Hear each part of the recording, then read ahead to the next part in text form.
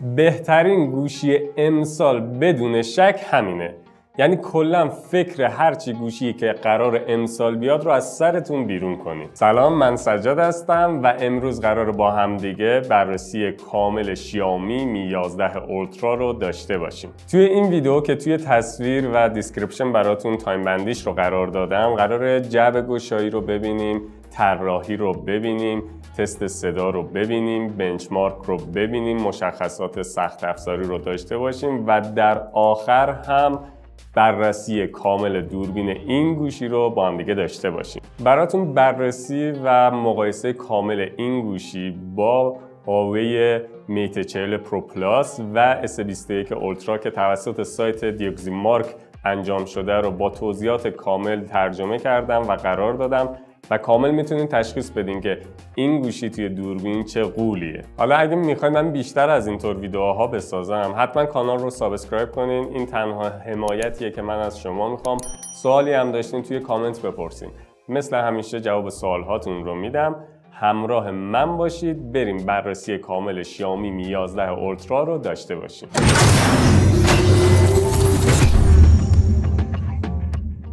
روی جعبه گوشی در وسط عدد 11 و پایینتر از اون می 11 الترا رو میبینیم. جعبه رو که باز میکنیم، اولین چیزی که میبینیم یک پاکت هست، زیر اون خود گوشی و زیر گوشی شارژر و کابل شارژ رو داریم. نوع کابل USB تایپ C به تایپ A هست. شارژر هم که برای خودش غولیه و قدرت شارژ 67 واتی رو داره. داخل پاکت سوزن مخصوص سیم کارت، کیس محافظ شفاف معمولی و یک دانگل مبدل تایپ C به جک هدفون رو داریم.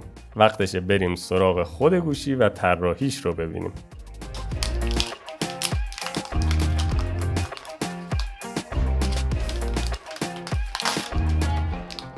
اولین چیزی که توی طراحی جلب توجه میکنه برآمدگی خیلی بزرگ دوربین هست که بی دلیل هم نیست و یکی از اون ویژگی‌هاشه که روی زمین دیگه بازی نمیکنه.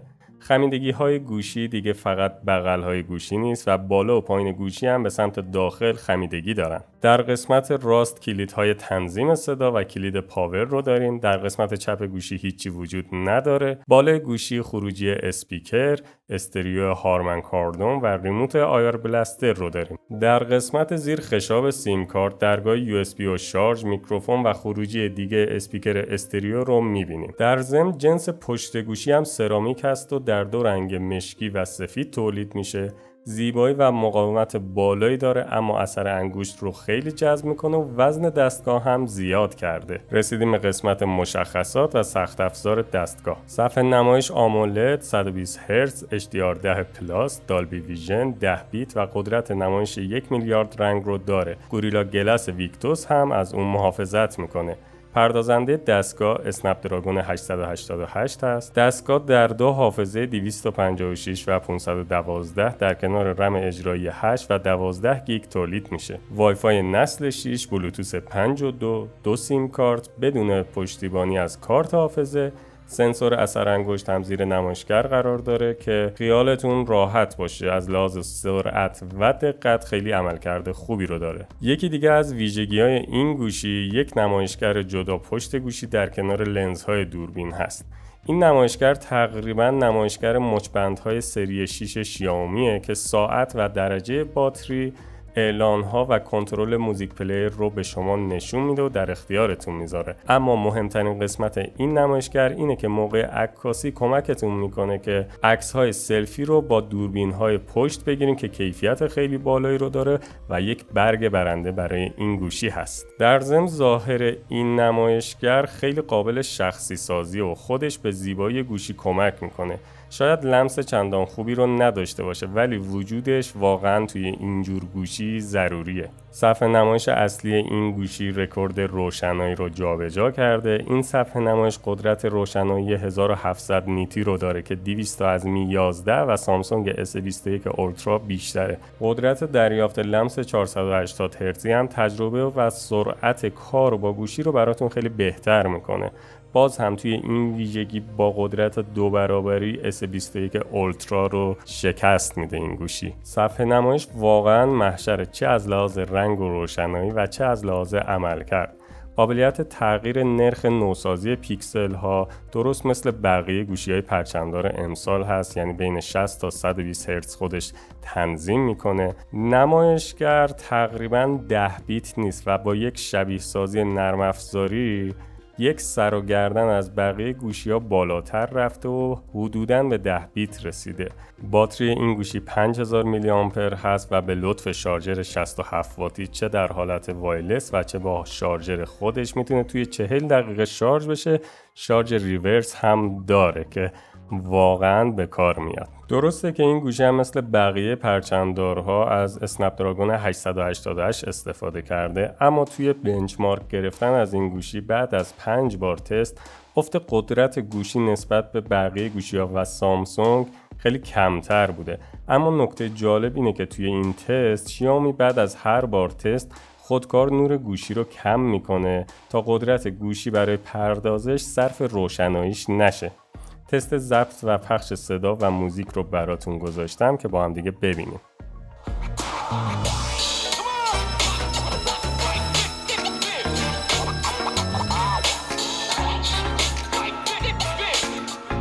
Hey, what's up? It's Vic for Xiaomi 5 and this is what I sound like straight through the Mi11 Ultra.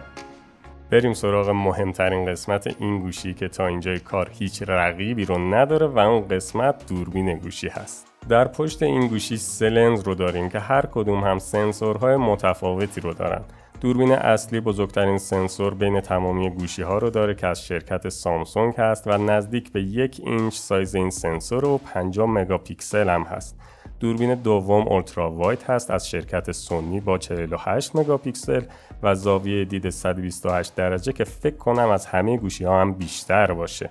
دوربین سوم هم پیروسکوپی تله هست با قدرت زوم اپتیکال 5 برابری و زوم دیجیتال 120 برابری که جلوتر بیشتر به جزئیات این دوربین میپردازیم. این گوشی قابلیت فیلمبرداری 8K رو با 24 فریم داره و به لطف سنسور بزرگ این گوشی کیفیت ویدیوها با بقیه گوشی‌ها یه تفاوت فاحشی رو داره. لرزشگیر در حالت 8K توی شب عملکرد خوبی رو نداره، اما وقتی روی 4K قرار میگیره واقعا محشر و انگار توی تصویر هیچ لرزشی وجود نداره. سنسور بزرگ باعث شده تصاویر توی شب کیفیت بیشتری رو داشته باشن و نور بیشتری رو هم جذب کنن که همین باعث میشه تصاویر توی شب واقعا عالی باشه. این دوربین قابلیت عکاسی توی حالت راو رو داره و عکس رو میتونه DNG ذخیره کنه برای کسایی که میخوان با فتوشاپ یا لایتروم کار کنن. برای فیلم برداری هم پروفایل لاگ رو داره که برای دوستداران فیلم برداری و کالر گریدینگ یک پروفایل خیلی خوبه.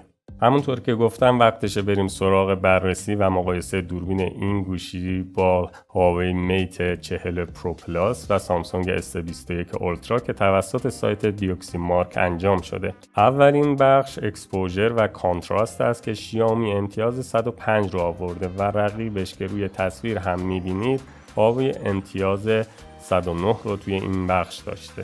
خب این عکس پورتره رو که میبینید گوشی می 11 اولترا از لحاظ داینامیک خیلی خوب ظاهر شده و آسمان که روشنایی زیادی رو داشته رو نسبت به چهره که باید تیره باشه رو خوب تراز کرده که این عالیه و توی کانتراست یک مقدار عکس لو کانتراست گرفته شده که بعضیا مثل خود من دوست دارن ولی بعضیا عکسای با کانتراست بیشتر رو دوست دارن.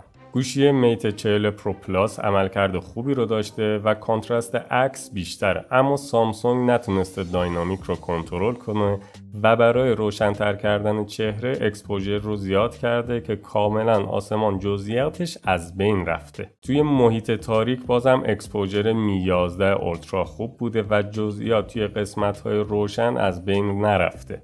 اما از لحاظ داینامیک یک مقدار تمرکز رو روی قسمت‌های روشن گذاشته و داینامیک رو برای کل عکس اجرا نکرده و توی قسمت‌های تیره یک مقدار داینامیک پایین هست. میت 40 پرو پلاس هم اکسپوژرش خوب بوده، داینامیکش هم خوب بوده و عکس رو روشن گرفته.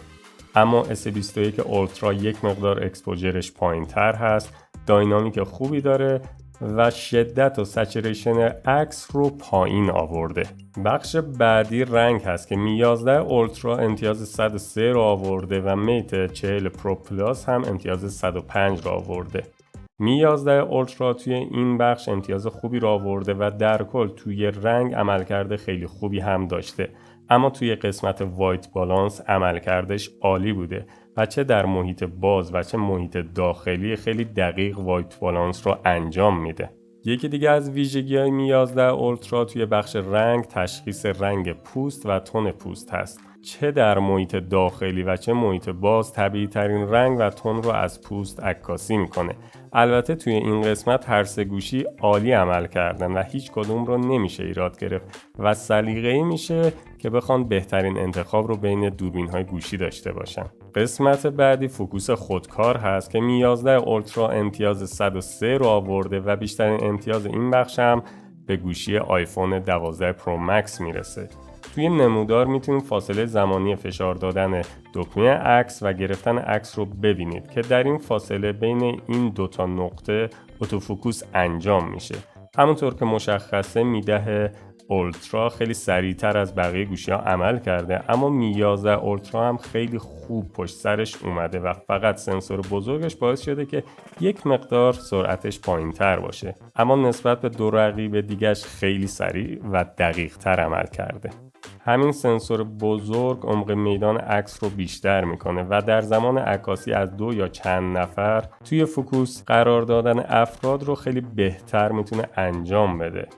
همونطور که توی عکس ها مشخصه نفر پشت سر نسبت به سوژه توی می 11 اولترا نسبت به بقیه شارپ‌تر افتاده که خیلی گزینه خوبی هست. توی بخش تکسچر و نویز تقریباً بهترین عملکرد رو شیائومی نشون داده که میتونه توی همه گوشی‌هاش اجرا کنه. می 11 اولترا خیلی خوب میتونه نویز و تکسچر رو کنترل کنه. در زمان عکاسی در فضای باز عملکرد می 11 اولترا محشره و اگه به عکس ها دقت کنین جزئیات عکس واقعا خوب گرفته شده و توی کراپ کردن عکس ها جزئیات عالی و نویز در کمترین حد خودش نسبت به بقیه گوشی ها گرفته شده. در محیط بسته هم اگر دقت کنید می 11 اولترا و میت 40 پرو پلاس خیلی خوب عمل کردن و از پس نویز بر اومدن و عکس رو هم صاف نکردن، اما سامسونگ نتونسته نویز رو کنترل کنه و در محیط بسته یک مقدار عقب‌تر از بقیه رقباش هست. در قسمت بوکه می 11 اولترا بیشترین امتیاز رو آورده که کاملا مشخصه به دلیل سنسور بزرگشه. به عکس اگه دقت کنید سوژه خیلی خوب از پس زمینه جدا شده و رنگ پوست خیلی طبیعی افتاده. بوکه پس زمینه هم کاملا مشخص هست که زیبایی عکس رو دوچندان میکنه. سامسونگ عملکردش توی بوکه خیلی ضعیف بوده و انگار پشت عکس رو بلور کردن. در قسمت شب طبق گفته سایت دیوکسی مارک شیائومی does an excellent job و واقعا توی حالت HDR عملکرد عالی داشته. هایلایت ها رو از بین نبرده و سوژه رو به اندازه بقیه محیط روشن کرده. هواوی یک مقدار از اکسپوژر بهتری روی سوژه عمل کرده، اما نور کل عکس رو زیاد کرده که بعضی جا هایلایت ها از بین رفتن و دیگه جزئیاتی توش نیست. سامسونگ که انگار توی این بازینیکس عکسش کاملا آندر اکسپوژر گرفته شده. وقتی توی عکاسی شب تصویر رو کراپ میکنیم، شیائومی و سامسونگ برای از بین بردن نویز یک مقدار تصویر رو سافت میکنن، اما در مقابل هواوی تعادل رو بین سافتنس و شارپنس برقرار کرده. اما سوال اینجاست که عکس هایی که توی شب میگیره رو انقدر کراپ میکنه؟ دوربین تله یکی از قابلیت‌های جدید بین گوشی‌هاست که طرفدارهای خیلی زیادی رو داره و شیائومی هم نشون داده که به نظر طرفدارهاش گوش میده و عملکردش هر سال بهتره. به دلیل مگاپیکسل بالایی که دوربین تله شیائومی داره، کراپ روی عکس‌های زوم شده 3 برابری متوجه میشیم عکس شیائومی جزئیات خیلی بیشتری رو داره و دیستورشنش خیلی کمتر از بقیه است. در زوم 8 برابری هم باز ما جزئیات خیلی خوبی رو توی دوربین می 11 اولترا می‌بینیم و تنها رقیب سرسخت این بخش براش سامسونگ S21 اولتراست. البته در نظر بگیرید می 11 اولترا زوم اپتیکال 5 برابری رو داره و بیشتر از اون رو به حالت دیجیتال انجام میده، اما سامسونگ تا 10 برابر اپتیکال زوم میکنه. با این حال بازم می 11 اولترا به صورت دیجیتال خروجی تصویرش نسبت به سامسونگ بهتره. در دوربین واید هم می 11 اولترا بیشترین امتیاز رو داشته. دلیلش هم داشتن داینامیک رنج بالا، مگاپیکسل بالا، زاویه دید بیشتر که باعث میشن جزئیاتی که ما از یک دوربین واید میخوایم رو بهتر برای ما عکاسی کنه و تجربه خوبی رو به کاربرش بده. البته می 11 اولترا در گوشای عکس یک مقدار جزئیاتش کشیده میشه که اون هم دلیلش لنز وایده، ولی باز روی عملکردش تاثیر چندانی رو نمیذاره. یکی دیگه از نقاط قوت دوربین وایدش اینه که میتونه سایه ها رو خوب نشون بده و روشنایی خوبی رو توی تصویر سایه هامون داشته باشیم. امیدوارم که از این ویدیو خوشتون اومده باشه. حتما برای دوستاتون بفرستین. سوالی داشتین در قسمت کامنت بپرسین. من سجاد هستم از کانال آل د تیپس.